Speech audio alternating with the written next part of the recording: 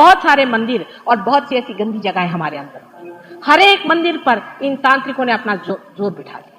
जैसे महालक्ष्मी के मंदिर में, ये भी मैं आपसे बता दूं, महालक्ष्मी के मंदिर में जाकर अगर कोई भूतों का काम करे, मैंने ये घाघरी फूंकना जिसे बोलते हैं, वहां से महालक्ष्मी का चित्त तो बिल्कुल हट जाएगा, क्योंकि लक्ष्मी जी ऐसे घर में एक मिनट भी नहीं ठहरेगी जहां भूतों का वास।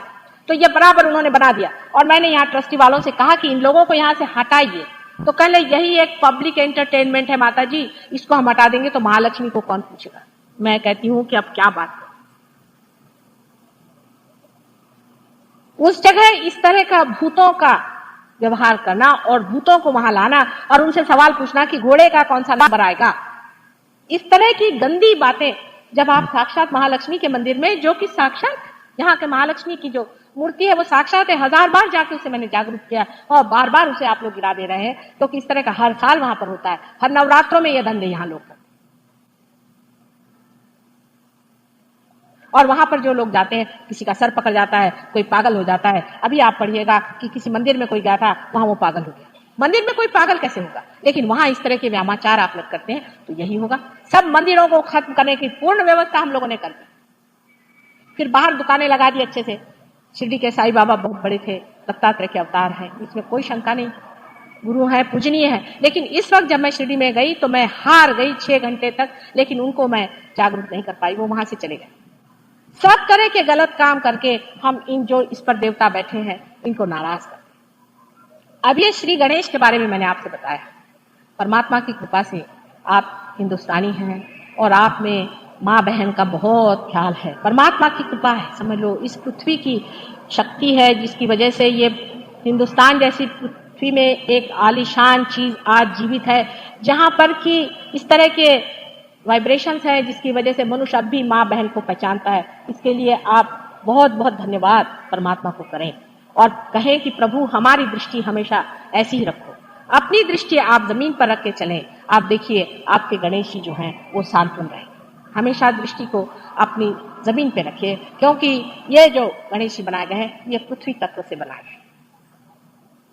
उसके ऊपर में जो चक्र आपको दिखाई दे रहा है, वहां ऊपर मैंने नाभि को, इसे नाभि चक्र कहते हैं, जो अपनी नाभि के पीछे रीढ़ की हड्डी में, अब ये कहीं भी होती, मनुष्य की नाभि कहीं ऊपर होती कहीं नीचे होती, इसका कोई स्थान फिक्स नहीं, वहां पर नाभि चक्र है। और इस चक्र से हम लोग, आप जानते हैं कि नाभि चक्र के कारण, जिसे सोलर प्लेक्सस कहते हैं, वो चलता है। और सोलर प्लेक्सस से हमारा सारा जितने भी खाने के जितने भी प्रक्रियाएं होती हैं वो सारी इसी प्लेक्सस से होती, सोलर प्लेक्सस से, और ये उसको कंट्रोल करता है। पर अति सूक्ष्म इसमें ये आपके मां से पाया हुआ, आपकी मां से जुड़ा हुआ प्लेक्सस है। समझ लीजिए अगर किसी की मां बीमार है, नाभि चक्र पकड़ लेगा, लेफ्ट साइड में उसका नाभि चक्र पकड़ लेगा। अगर किसी ने कहीं जाकर के गलत तरह का खाना खा लिया, खाने से संबंधित है, क्योंकि खाना यानी अपने को माँ पहले दूध देती है और हम माँ से ही पहले खाना सीखते हैं, इसलिए इसका संबंध खाने से। अगर आपने किसी के घर गए आप और खाना खाया और आपको उल्टी हो गई, तो समझ लीजिए कि इस आदमी के घर में कुछ बुरे संस्कार थे, कोई बुरी चीज थी जो निकल फेंके। पेट के अंदर जो नाभि चक्र है ये आपके धर्म की स्थापना करता है, आपके धर्म की स्थापना करता है। माने जैसे समझ लीजिए एक छोटी सी बात है कि मनुष्य कहता है अब उसमें क्या है, कोई कैबरे देखने जाएगा तो उसमें क्या है। आपको आश्चर्य होगा कि मैं अगर कोई कभी कैबरे तो देखती नहीं हूँ, लेकिन कुछ मेरे पति की ऐसी नौकरी है, कभी कभी ये लोग शुरू कर रहे हैं, उसी वक्त मेरी उल्टियों के मारे इतना हाल खराब हो जाता है कि सब वो कैबरे ठंडा हो जाता है। अपने मेरे पेटी में धर्म है, वो कुछ चीजें बताती नहीं हूँ कि बाबा तू शराब मत पी कि यह खराब है, मैं कोई रैशनलाइज नहीं करती हूँ। शराब तो मैं पी ही नहीं सकती। एक बार किसी ने इतनी सी ब्रांडी मुझे गलती से दे दी, मुझे बगैर बताए हुए, तो इतना सारा खून गिर गया। तब से मेरे हस्बैंड तो कहीं जाते हैं, कहते बाबा इनको तो गलती से एक बूंद भी मत देना, मेरा तो जी घबरा। ये पेट जो है इसमें धर्म होता है, वही सब बैलेंस करते रहता है। आप देख लीजिए पेट की सारी बीमारियां आपको शराब और सारे मद्य से। हमें नानक ने कहा है कि शराब पीना मना है, मोहम्मद ने कहा है शराब पीना मना है। आखिर वो लोग कोई पागल थे जो बिल्कुल मना करके गए कि भाई शराब नहीं पी। लेकिन अब देखिए हम लोग धर्म के मामले में कैसे विपरीत हो जाते हैं। अभी ये दो आदमी हम देख सकते हैं जिन्होंने साफ साफ कह दिया, सबने हर एक बात नहीं कही, लेकिन सबका मिला करके धर्म बनता है। लेकिन उन्होंने शराब को और मद्य को बिल्कुल मना किया है कि कोई सा भी नशा नहीं करना चाहिए, बिल्कुल मना है, पूरा नशा। लेकिन आप देख लीजिए कि मुसलमान लोग सबसे ज्यादा शराब पीते हैं, और इनके देशों में जाए तो वहां एक से एक कवि हो गए, उनमें कविताएं बनाई उन्होंने शराब की। शराब कोई पीने के लिए नहीं भगवान ने बनाई थी, वो तो पॉलिश के लिए बनाई थी, पॉलिश करने की। कोई भी चीज पॉलिश करनी है, डायमंड को पॉलिश करना है, फर्नीचर को पॉलिश करना है, उसमें स्पिरिट लगता है। सारी शराब उसके लिए बनाई थी। मनुष्य इतना मूर्ख है, उसको पीने लग गया। अब उससे उसको मादकता आती है, और इसके बाद मनुष्य जो उठेगा, अब वो जानवर नहीं हो सकता, और अब वो अगर भगवान भी नहीं हो सकता, तो अब वो राक्षसी बनेगा कि नहीं बनेगा। इसीलिए कहते हैं कि राक्षस गण में लोग जाते हैं। शराब पीने से मनुष्य अपनी चेतना खो देता है, और जब अपने ही चेतना में परमात्मा को जानने का है, तो ऐसे शराब पीने से क्या फायदा जिससे आप अपनी चेतना खो देते। प्रोहिबिशन करने से नहीं होता है, वो अंदर ही से आपको सोच लेना चाहिए कि ऐसी गंदी चीज क्यों पी। अब ड्रग्स देखिए, ड्रग्स लोग पीने लग गए हैं। विलायत में जिसको हमारे सब शिष्य ड्रग्स पीते थे, अब इनका सब छुड़ाया मैंने। सहयोग के बाद बहुत आसानी से शराब और आप सब छूट जाता है। लेकिन अब ड्रग्स शुरू हो गया। अब आपके बच्चे कल ड्रग्स पिएंगे, अब आप शराब पियो, आपके बच्चे ड्रग्स पिएंगे, उनके बच्चे पता नहीं और क्या पीने वाले हैं। और उसमें फिर कहेंगे कि देवता लोग भी सोमरस पीते थे। भाई, देवता लोग अगर पीते भी थे और अगर सोमरस गंदा था, तो आप क्यों पीते हो? उनका भी तो पतन इसी से हुआ है, और आपका भी इसी से पतन होएगा। वो देवताओं के रास्ते पर अगर आपको चलना है, तो पतन के रास्ते पे जाना है कि उनमें से जो उड़ गए, जिन्होंने शराब को छुआ भी नहीं, उधर जाने का। आपको अपने आदर्श को बनाने चाहिए, और इस पवित्र सुंदर मनुष्य के इतने मूल्यवान जीवन को उसकी कुछ महत्ता रखनी चाहिए। अपने पे विश्वास नहीं, लेकिन अपनी महत्ता, अपनी पहचान, हम कितने ऊंचे हैं। और हम इस तरह की मूर्खता की बातें करें कि जो पॉलिश की चीज है उसको हम खा रहे हैं, बिल्कुल ये पॉलिश के लिए बनाया हुआ है। उसी तरह से तमाकू चीज जो है, इसको तमाकू आप कहते हैं, ये भी एक राक्षसी है। एक राक्षसी है जो कि वनस्पति में पैदा हुई, वनस्पति की राक्षसी है। और तमाकू इसलिए बनाई गई थी, ये है इंसेक्टिसाइड। इंसेक्टिसाइड बनाया गया था कि सब दुनिया भर के कीड़े और ये वो होते हैं उसके लिए। अब वो हम खाने लग गए और उसको हम पीने लग गए। अब उससे कैंसर होने लग गया। लंदन में तो साफ साफ हर एक इस पे लिखा जाता है कि इससे कैंसर होता है, इसको मत पियो, तो भी लोग पीते। अब मेरी समझ नहीं आता है कि जब सामने दिखाई दे रहा है कि इसको नहीं पीना चाहिए, तो क्यों पीते। कल ये फैशन है, ये चीज फैशन हो गई। माने मनुष्य अपनी जगह में कहीं खड़ा होता है या नहीं, कहीं अपने को देखता है या नहीं कि मैं कौन हूं। आपको राजा बनने का, आपको अपने पे आधिपत्य लेने का, आप चीज क्या है उसको आप समझ रहे हैं या नहीं, या अपने को एक कचरा गाड़ी बनाने का। कल रास्ते में कहीं पड़ा हुआ मनुष्य मिलेगा। मैंने हमारे जीवन में, यहाँ मैं लंदन, यहाँ बॉम्बे में करीबन 24-25 साल से रह रही हूँ, हमारे साथ के बहुत बड़े बड़े लोगों को देखा, रास्ते पे पड़ा मिला, वहां मरता हुआ मिला। ऐसी ऐसी बातें सुनती मुझे आश्चर्य। विद्वान, घर के अच्छे, बाल बच्चेदार सब होते, रास्ते पर वो कोई साहब थे, वो मिले, उठा के ले गए और कचरा गाड़ी में फेंक। ये क्या अपने जीवन का आप लोग कर रहे हैं। इसलिए नाभि चक्र पे जो चीजों की मनाई है, ये सब गुरुओं ने की है। और ये जो गुरु हैं, इसे हम वॉइड कहते हैं, भवसागर। हमारे अंदर भी पेट में है, वहां पैदा होते हैं। आपके अंदर भी ये गुरु है। इनके मुख्य 10 अवतार हुए हैं। हम इनको ऐसा ले कि आदिनाथ, जो कि जैनों के माने हुए हैं, वो इसके पहले अवतरण थे। दत्तात्रेय जी इसका ईसेंस है, इसका तत्व है। दत्तात्रेय इसका तत्व है। दत्तात्रेय जो है, ये तीनों शक्तियों के जो बाल्य स्वरूप है, पवित्र स्वरूप है।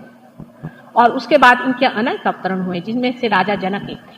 उनकी लड़की सीता जी ये आदिशक्ति थी, आप जानते हैं। लेकिन उनका फिर और कहीं अवतरण हुआ, वो आप नहीं जानते हैं। राजा जनक का अवतरण मोहम्मद साहब के रूप में भी हुआ है।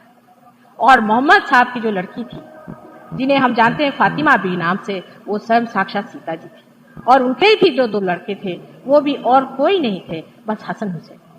और हसन हुसैन पहले महावीर और बुद्ध के तरह से जन्म हुए थे। अब ये तो आप नहीं जानते हैं, लेकिन मैं तो माँ हूं, मैं जानती हूं। और आप भी जानेंगे जब आप कुंडलिनी पे उतरे।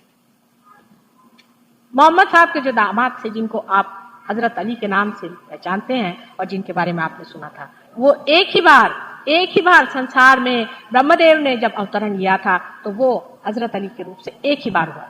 अभी आपको आश्चर्य होगा, एक मुस्लिम साहब हमारे पास आए और उनके पेट में शिकायत थी, जिसको हम कहते हैं कि स्वाधिष्ठान चक्र पे ब्रह्मदेव का स्थान है, और लेफ्ट साइड में पकड़ थी, तो लेफ्ट साइड में अवतरण का नाम लेना पड़ता है।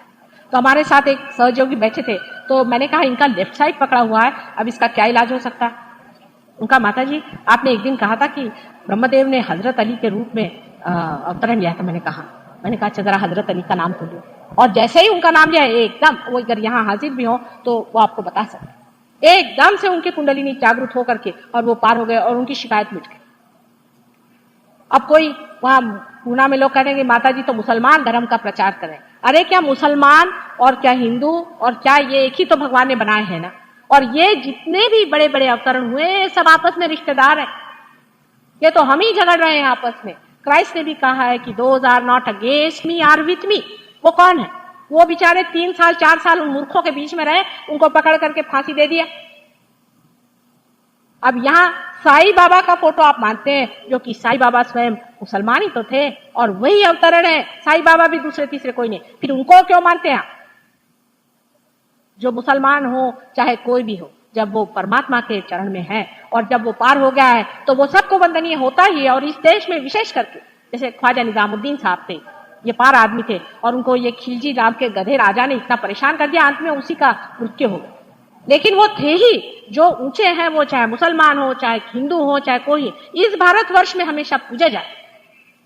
और आप अगर इस भारतवर्ष की जनता है और आप इस भारतवर्ष के रहने वाले हैं तो आपको पता होना चाहिए कि इस देश में इन छोटी छोटी बातों को लेकर के और बड़ी बात नहीं मिलाई जाए। हीरे को यहाँ पर कोई ले जाके गोबर में नहीं मिला देता।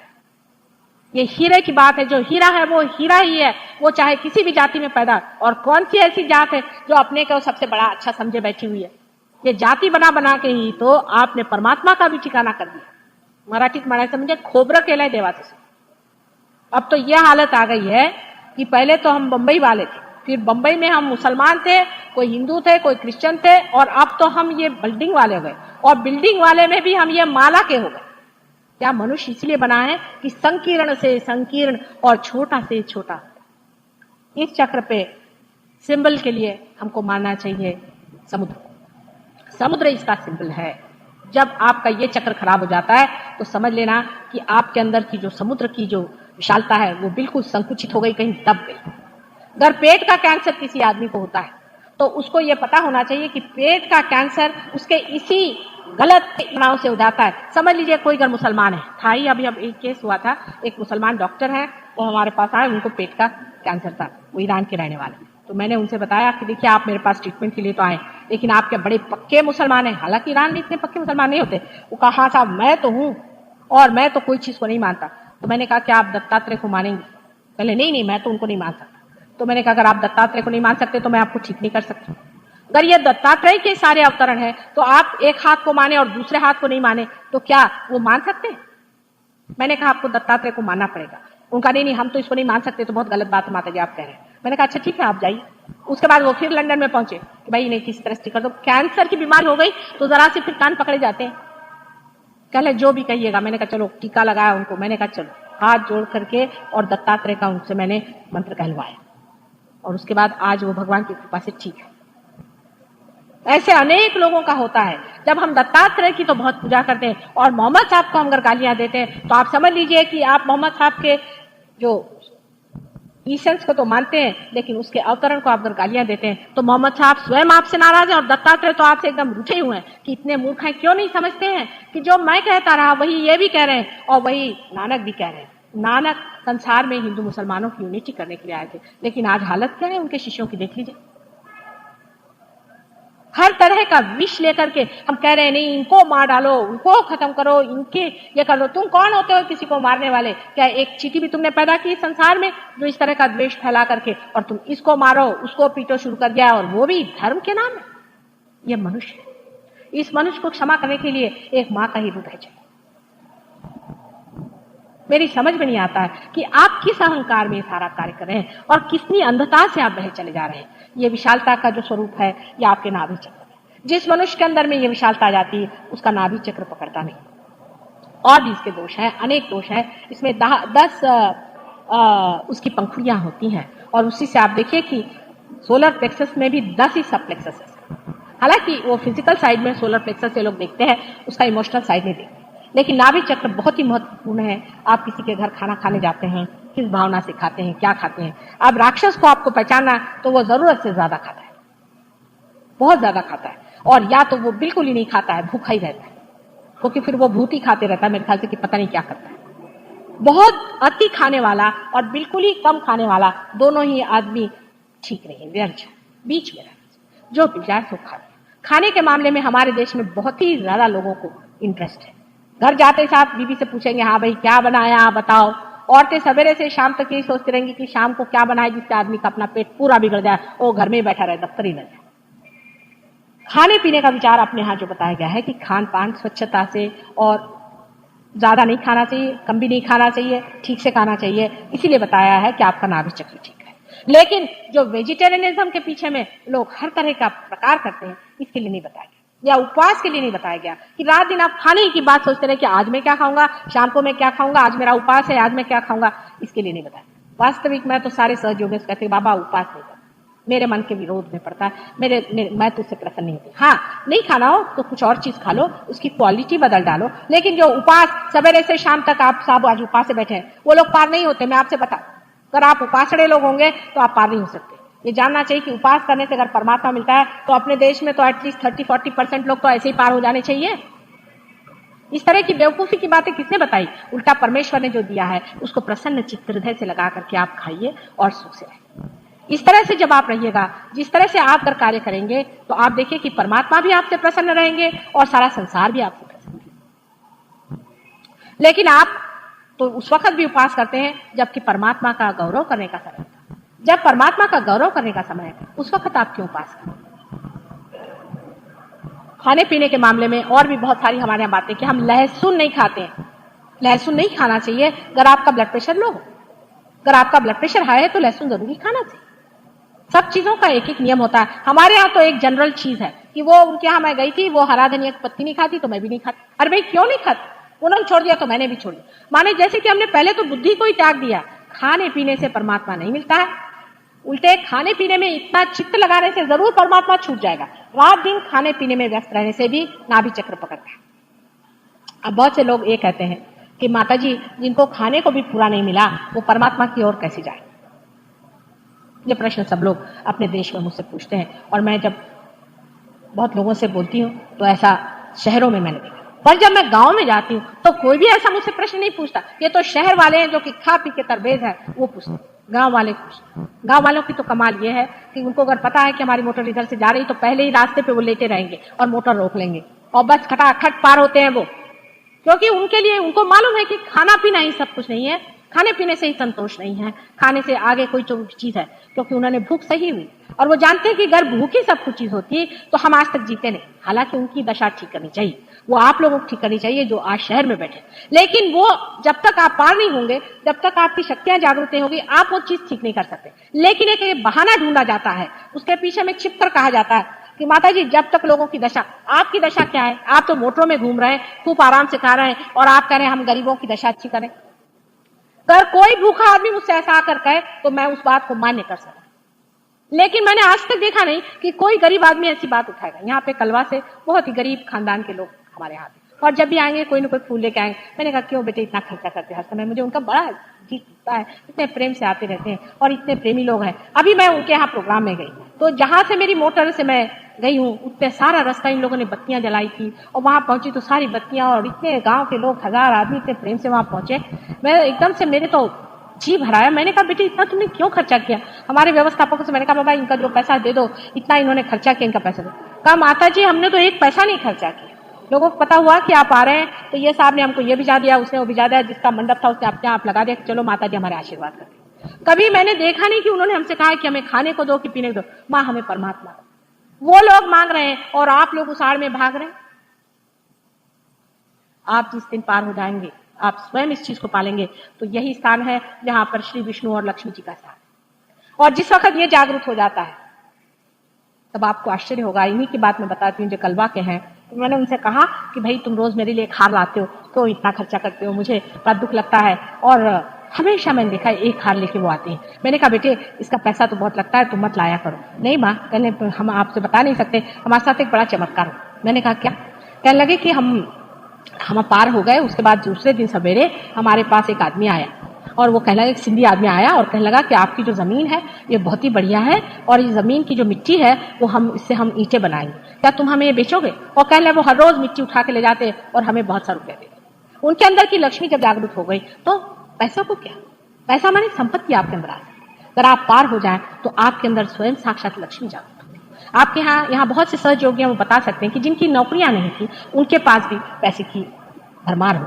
उसकी वजह ये कि आपके अंदर की लक्ष्मी जागृत होना चाहिए। अब लक्ष्मी का मतलब पैसा नहीं होता, लक्ष्मी का मतलब संतोष। मनुष्य के अंदर वो एक तरह से संतोष आता है। मैं देखती हूँ करोड़ोंपति लोग मेरे पास आते हैं, करोड़ोंपति लोग, लेकिन कहते माता जी हमारे जरा आइएगा आप हमारे घर में, हमारे यहाँ वो बिजनेस खोल रहे हैं, आपके आशीर्वाद से अच्छा चलेगा। अभी भी उनको ये लगा है कि अभी और रुपया है, और मैंने कहा आपके इनकम टैक्स तो ऐसे ही पड़ रहा है, काहे को बिजनेस और खोल रहे हो, उसे और परेशानी होगी। कोई बात नहीं माता जी, वो तो हम इंतजाम कर लेंगे। ये पैसा नहीं होता। पैसा का मतलब है संतोष। पैसे का मतलब है लक्ष्मी का स्वरूप। लक्ष्मी स्वयं माँ है। लक्ष्मी के एक हाथ में दान, एक हाथ में आश्रय, दो हाथ में कमल। दो हाथ में कमल है माने जिस आदमी के पास लक्ष्मी है वो कमल जैसा प्रेम, और गुलाबी कमल है, प्रेम का द्योतक होता है। उसके घर में आप जाइए तो एक तरह की उसके अंदर कोजीनेस होनी चाहिए। उसके घर में आप बैठिए तो उसके अंदर से प्रेम उमड़ना चाहिए। उसको मैं रईस मानती हूँ जिसका घर हमेशा खुला है। मैं अपने पिता की बात बताती हूँ जो कि लीजेंडरी लोग सोचेंगे। मेरे पिता का घर सुबह शाम 24 घंटे खुला रहता। वो भी रियलाइज आदमी थे, और वो कहते पता नहीं बेटे कोई भी भूला भटका आ जाएगा, उसको पानी की जरूरत पड़ जाए, कुछ पड़ जाए तो उसको अंदर आ जाए। और हमारे फादर के यहाँ कभी चोरी नहीं, कभी नहीं। और हमारे घर के जितना भी सामान था वो सारा कम्युनल था, माने जितनी कारपेट थी वो आपकी बाहर जाती थी, बिछती थी लोगों के लिए, और उसी में उनको आनंद आता था। फिर यही नहीं याद रहता था कि किसको दी थी कारपेट पिछले शादी में। उनका सारा ही सामान बाहर घूमते रहता था, और वो कभी कभी घर पे आ जाता था, और ज्यादातर वो घूमते रहते, कहते भाई उनके घर गया वहां से उठा लो, उनके घर गया उनके यहाँ से उठा। उनको ये कभी मालूम नहीं था कि अपनी जो भी चीज है उस संपत्ति को, या उस इसको कहना चाहिए कि अपनी संपदा, उसको खुद ही अपने बाल बच्चों के साथ और बैठ करके एंजॉय करें, कभी भी। और वही बात मैं आज देखती हूँ कि अगर आज हमारे कैपिटलिस्ट लोगों में ये बात दिमाग में आ जाए कि ये हमारे अकेले एंजॉय करने की चीज नहीं है, लेकिन सारे समाज को बांट के खाए, तो ये सारे प्रश्न समाज के एकदम टूट जाएंगे। उनको लक्ष्मीपति होना चाहिए, पैसा वाला नहीं होना चाहिए। पैसे वाले को कोई नहीं पूछता है, उसको कोई भी नहीं जानता है, उसके बच्चों को तक कोई नहीं मानता है, जब तक आप समाज में विपरीत अपने होते नहीं। और सहजो ये पूरी तरह से कैपिटलिज्म है क्योंकि आपकी पूरी शक्ति जागृत होती है, और पूरी तरह से कम्युनिज्म है क्योंकि इसका वितरण करना है। यही है जिसमें कि दोनों चीजें मिल जाती हैं, और यह आपके नाभि चक्र के जागृति से होता है कि मनुष्य पूरी तरह से इस शक्ति को एकत्रित कर ले, और पूरी तरह से शक्ति को जब तक वितरित नहीं करता। आप जैसे कल मैं यहाँ 11:15 बजे तक थी, और एक साहब 10 बजे आकर माँ आप घर जाओ, तुमको बहुत देर हो रही, लेकिन मेरे अंदर इतना ज्यादा कल वाइब्रेशंस का जोर था कि मैंने कहा कि नहीं ये तो बांट ही के जाऊंगी, नहीं तो मैं तो यहीं खड़ी खड़ी देती रही। अब मेरे घर में बच्चे भी कहते हैं कभी कभी 2-2 बज जाते हैं, 3-3 बज जाते हैं, मुझे कभी थकान ही नहीं आती। रात दिन मुझे इसे मजा आता है कि मैं देती ही रहूं, क्योंकि मैंने बहुत पाया है और इसीलिए मैं देती हूँ। अगर मैंने पाया नहीं होता तो मैं नहीं देती, लेकिन मैंने अनेक चीजों में पाया, और इतना पाया है, इतना भरपूर पाया कि पूरे तरह से मैं देना ही चाहती। ऐसा आदमी जब उसकी जागरूक हो जाती है लक्ष्मी जी, लक्ष्मी जी शब्द को आप समझे, मैं पैसे की बात नहीं कर रही क्योंकि पैसा बड़ी घिनौनी चीज है, लेकिन लक्ष्मी साक्षात देवी जी हैं। जब ये लक्ष्मी आपके अंदर जाग जाती है, ऐसा आदमी चमकता है। एक भी आदमी ऐसा कहीं हो उसको जन्म जन्मांतर तक लोग याद करते हैं, उसको बार बार याद करते हैं, अरे वो है, वो आदमी है। जैसे कि हम अपने पिता का आपसे बता रहे हैं, जब उनकी मृत्यु हो गई उसके बाद मेरे भाई की शादी, हम देखते हैं कहीं से घी चला रहा है, कहीं से कुछ चला रहा है, कहीं से कुछ चला रहा है। हम लोगों के समझ में नहीं आ रहा था कि ये सब लोग कौन ला रहे हैं। हमने कहा कि भैया क्या, कहने अरे आपके पिताजी वो तो एकदम भगवान थे, उन्होंने तो हमारा ये बच्चे को बचा लिया, उन्होंने तो हमारा ये कर दिया। रात दिन वो रत रहते थे दुनिया में। उसी तरह के आप भी हो सकते हैं अगर आपकी नाभि चक्र जागृत हो जाए, आप में एक कॉन्फिडेंस आ जाए। उसके आज मैंने आपसे सवेरे बताया था कि कुंडलिनी के सबसे पहले चक्र पे गणेश जी बैठते हैं। श्री गणेश का स्थान है यहाँ, और श्री गणेश ये पवित्रता के द्योतक हैं। पवित्रता स्वयं साक्षात है। ये तो पहला चक्र हुआ, और ये चक्र जो है कुंडलिनी से नीचे, वो कुंडलिनी की रक्षा ही नहीं करता है, लेकिन वो चक्र कुंडलिनी में जो लोग जाते हैं उनके ओर पूरी तरह से सतर्क रहता है। इस रास्ते से कोई भी कुंडलिनी को नहीं छू सकता। आज सवेरे मैंने आपसे बताया था कि इस रास्ते से जो लोग कोशिश करते हैं वो बड़ा ही महान पाप करते हैं। हालांकि उससे थोड़ा बहुत रुपया पैसा कमा सकते हैं, लेकिन अपने लिए जो पूंजी इकट्ठी करते हैं वो सारी ही एक दिन बहुत क्लेशकारी हो जाए। Who is going to show that? हाँ, जो दूसरा चक्र है जिसको मैंने स्वाधिष्ठान चक्र आपसे बताया था, इससे हम विचार करते हैं। क्योंकि जब हम बुद्धि से विचार करते हैं, जब हम अपने दिमाग से विचार करते हैं, तो इस दिमाग की जो मेद है, इसे फैट ग्लैब्यूल्स कहते हैं, जो चर्बी है, वो चर्बी पेट की चर्बी से बनती है। पेट की चर्बी को ये चक्र सर की चर्बी बनाता है। इसलिए विचार करते वक्त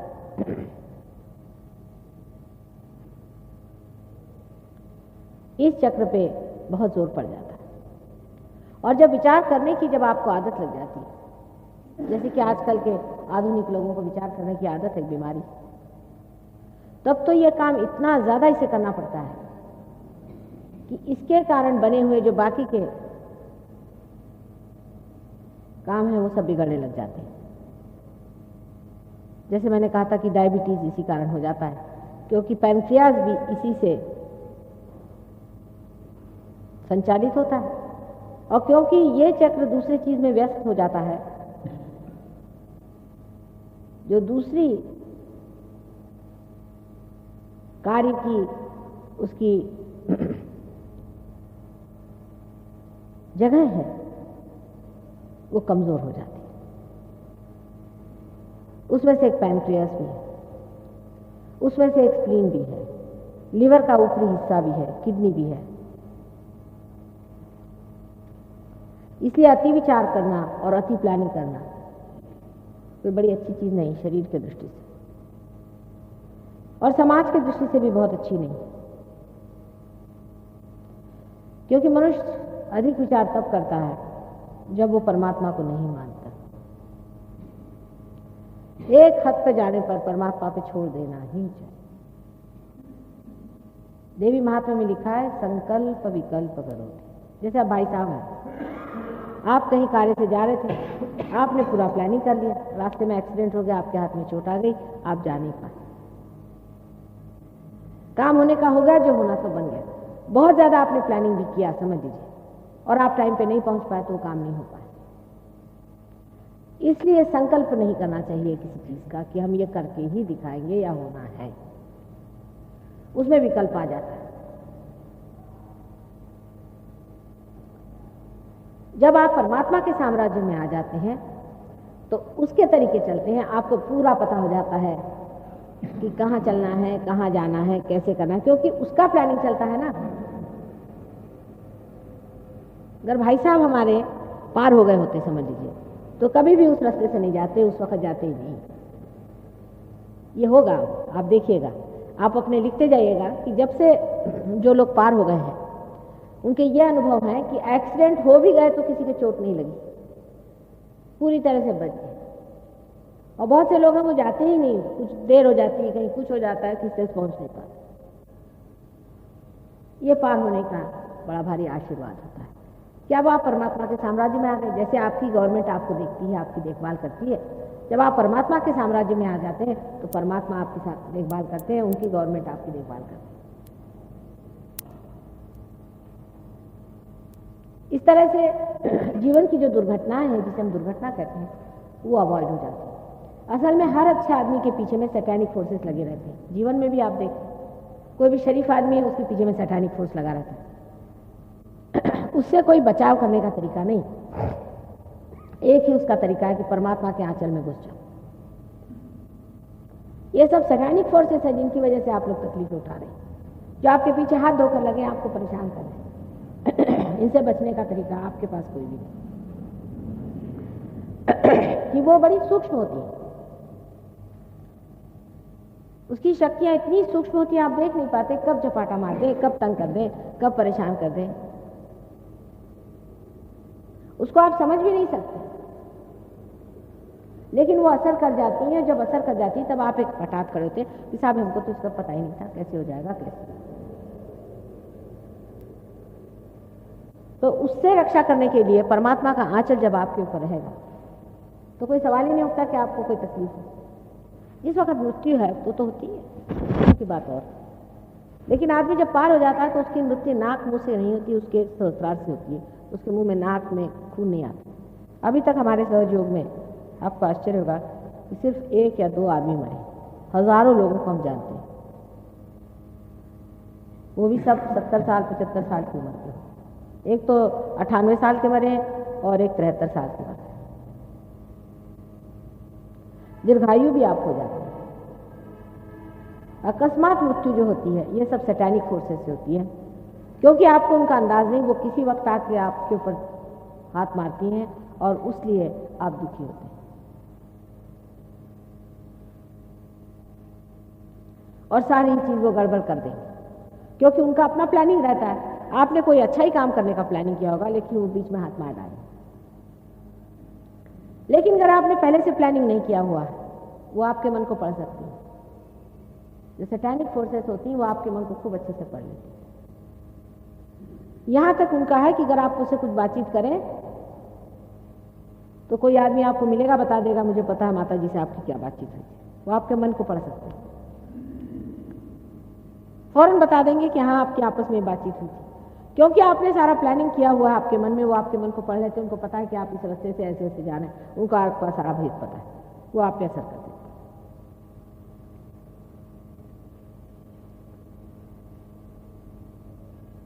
इसलिए उनसे भेद रखना पड़ता है। आपको ये पता नहीं होगा कि सैतानिक फोर्सेस संसार में कितनी विद्यमान हैं। ये जितने भी राक्षस लोग अपने को गुरु कहलवाते हैं, ये सब सैतानिक तो हैं। इनकी शक्तियां हिप्नोसिस वगैरह को जो चलती, ये सब सैतानिक, शैतान की शक्तियां, और इससे ये आपके ऊपर असर करते रहते हैं। इन शक्तियों को पहचानने के लिए भी आपको सहयोग में आना चाहिए, जिससे आप समझ सकते हैं कि आपके अंदर कौन सी शक्ति कहां से घुस रही है, किस तरह से आप पे आघात किए जा रही और किस तरह से आपको वो सताने वाली है। अब डॉक्टर लोग हैं जैसे साइकोलॉजिस्ट हैं, वो जानते ही नहीं कि हर पागल आदमी के अंदर कोई ना कोई भूत घुसा हो रहता है। वो इसको समझते नहीं है, अब उसको विश्वास करते हैं बेचारे, और उसका असर उन पे आ जाता है। अब हमारे यहाँ आज ही वो चले गए साइकार्टिस्ट आए हुए थे लंदन से, उनको ये नहीं मालूम कि इनसे अपना बचाव कैसे करना है। जैसे समझ लीजिए किसी को टीबी की बीमारी हो गई तो हम लोग उससे बचाव करते हैं कि वो बीमारी अपने को लग जाएगी, लेकिन ये शैतानी शक्तियाँ उससे बचाव करने के लिए हमको कुछ मालूम ही नहीं, हम तो देख भी नहीं पाते कि कौन सी शैतानी शक्ति है। हमारे जो बुजुर्ग थे वो इसको जानते थे, लेकिन हम लोग हो गए अंग्रेज, जैसे मैंने कहा, तो हम लोग इस चीज को नहीं जानते कि शैतानी शक्तियां संसार में किस तरह से कार्यान्वित होती हैं और किस तरह से हमें परेशान करती हैं। लेकिन इसकी मात है, परमात्मा के आगे कोई भी चीज शक्तिशाली नहीं, सबसे शक्तिशाली चीज परमात्मा है। और जब आप परमात्मा के बंदे हो जाते हैं तो वो आपको देखता है और आपको संभालता है। वैसे भी वो आपको संभालते रहते ही हैं, इसलिए थोड़ी मोटी चोट लग जाएगी किसी शरीफ आदमी को, छोटा मोटा हो जाएगा, जैसे आपके हो गया। छोटे बच्चों को आप जानते हैं, ऊपर से बच्चे गिर जाते हैं, उनको कहते हैं देवदूत उठा ले। खासकर विशेष करके जो बच्चे प्रबुद्ध होते हैं, जैसे ये बच्ची है, अब ये पैदाइशी रियलाइज हो रहा है, ऐसे बहुत से बच्चे हैं, ये बचपन से बीमार रहेंगे क्योंकि इनके ऊपर हमेशा शैतानी हल्ला होता है। हमारे अंदर जो लेफ्ट साइड और राइट साइड की जो दोनों नाड़ियां मैंने आपको बताई थी सवेरे, उसे एक साइड में जब लेफ्ट में आप जाते हैं तो कलेक्टिव सबकॉन्शियस है, मैंने सामूहिक सुप्त चेतन है, और अगर राइट साइड में आप जाते हैं तो कलेक्टिव सुप्रा कॉन्शियस है। लेफ्ट साइड में ऐसे लोग रहते हैं मरे हुए कलेक्टिव सबकॉन्शियस में कि जो अभी तक तृप्त नहीं, आपको परेशानी हो रही है, जो अभी तक तृप्त नहीं है और जिनकी आत्माएं अभी भटक रही हैं, लेकिन जो बहुत ही गंदे किस्म के, छोटे किस्म के, चोर उचक्के ऐसे लोग। और दूसरे किस्म के जो लोग होते हैं जो बहुत महत्वाकांक्षी होते हैं, एम्बिशियस लोग होते हैं, जैसे हिटलर स्टाइल के लोग, ये भी दूसरे साइड में अपने होते हैं कलेक्टिव सामूहिक में। आज एक साहब ने मुझसे कहा कि आप मुझे मंत्र दीजिए माता जी। जो लोग मंत्र देते हैं बड़े धोखे में आपको रखते हैं, आपको पता होना चाहिए। जैसे आपको किसी ने राम का मंत्र दे दिया, आप तो कभी पूछेंगे नहीं कि भाई हमें राम का मंत्र तुमने क्यों दिया। अब आप रटने लगे राम राम राम राम राम, अब राम जो है वो कोई आपके नौकर तो है नहीं, उनको आप बुला रहे हैं, पुकार रहे हैं, आपका क्या अधिकार है? सोचने की बात है कि जब आपको अधिकार ही नहीं तो आपको बुला कैसे रहा? एक छोटी सी चीज़ है, हमारे प्राइम मिनिस्टर साहब अभी हैं, उनको अगर आपको मिलना है तो क्या आप उनके पास सीधे जा करके कह सकते हैं कि मुराद जी हमसे बात करिए? उनको मिलने के लिए प्रोटोकॉल होता है, 17 जगह आप जाइए, दौड़िए, इनसे मिलिए, उनसे मिलिए, तब मिल सकते हैं। और जो प्राइम मिनिस्टर हैं वो इतने सस्ते मिल जाएंगे आपको कि आप बस पुकारने लग जाए, वो आके हाजिर हो जाए।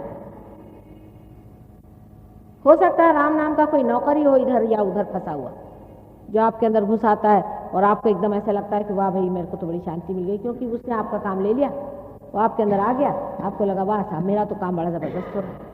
या आपने जाना नहीं कि आपने अपने को नहीं खोजा है, ये कोई दूसरा ही अपने ऊपर लाद दिया, और ये जो दूसरा लादा हुआ आदमी है इसको अपने एक ही शरीर पर आप लाने चले जा रहे हैं। 5-6 साल बाद आप देखिए आपका शरीर यूँ थर लटलटाएगा और आदमी कमज़ोर हो जाता है। इन शक्तियों से भी परिचित होने की बहुत ज़रूरत है। सहयोग में आने के बाद जब आपके वाइब्रेशंस आते हैं तब आप देख सकते हैं कि आसपास में किस तरह की शैतानी शक्तियाँ भी चलती हैं और परमात्मा की शक्ति किस तरह से आपको हर चीज़ में कामयाब कराती हुई किस तरह से आगे बढ़ाती है और किस तरह से वो रास्ता ढूंढ करके और आपको सही रास्ते पर पहुँचा दे। ये देखने लायक चीज़। इसके अनेक अनुभव लोगों को आए हैं और आपको भी आएंगे, इसलिए आप पार हो लीजिए और इस चीज़ को प्राप्त करें। मैंने आपको नाभि चक्र के बारे में भी बताया था कि इस चक्र में हमारी जो खोज है उसके बीज हैं। जब जानवर खाना खोजता है वो भी इसी वजह से, और इंसान जब परमात्मा खोजता है वो भी इसी वजह से। परमात्मा को खोजना भी मनुष्य के अंदर ही निहित बना हुआ है। इसकी खोज उसके अंदर है, वो चाहे माने या चाहे न माने। जब तक इसको वो पूरा खोज नहीं लेगा उसको तृप्ति नहीं आने वाली। वो अपने को भूखा रखे थोड़ी देर, लेकिन उसको चैन नहीं आने वाली। उसको परमात्मा को खोज के निकालना चाहिए। और जब वो परमात्मा को खोजने निकलता है तब चारों तरफ से सप्लाई भी शुरू हो जाता है। आप जानते हैं किस तरह के लोग संसार में आकर के परमात्मा के नाम पे कोई भी चीज़ बेचने के लिए तैयार हो जाते हैं और किस तरह से गलत सलत झूठ चीज़ आपको बेचते हैं। और उनके बारे में कुछ भी कहिए, उनके बारे में इतना अखबारों में निकलता है, छपता है, पर तो भी लोग उन्हीं के चरणों में चले जाते हैं। क्यों जाते? क्योंकि एक तरह की मंत्रमुग्धता है, हिप्नोसिस, एक झूठ है, उस झूठ को मान लेते हैं